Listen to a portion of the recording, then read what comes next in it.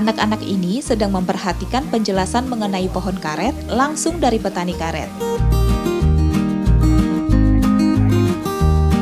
Mereka juga berkesempatan untuk mencoba sendiri seperti apa cara menyadap karet yang benar. Seru ya?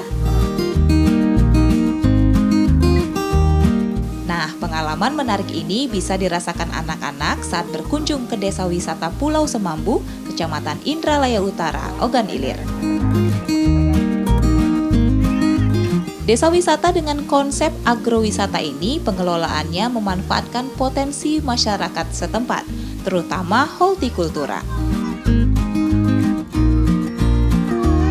Pemandu dan pengelola desa wisata ini juga merupakan pemuda setempat. Tak ayal, pengembangan desa ini pun membantu masyarakat dalam memasarkan produk pertanian mereka.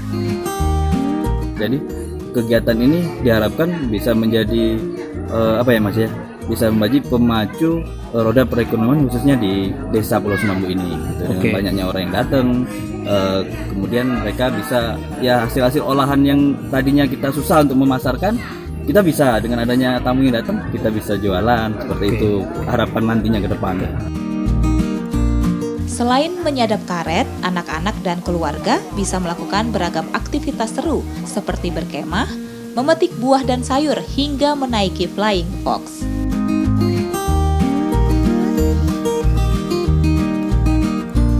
Lokasinya hanya berjarak setengah jam dari Palembang dan tak jauh dari jalan lintas Sumatera.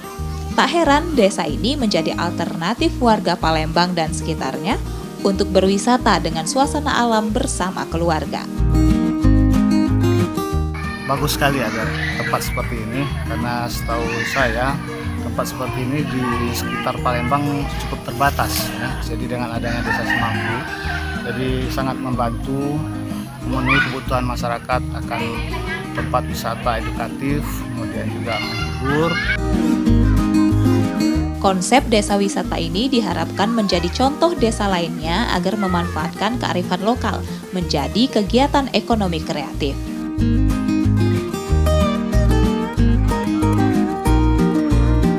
Pengelola berharap gagasan desa wisata juga mendapat dukungan baik dari pemerintah maupun swasta agar bisa berkembang.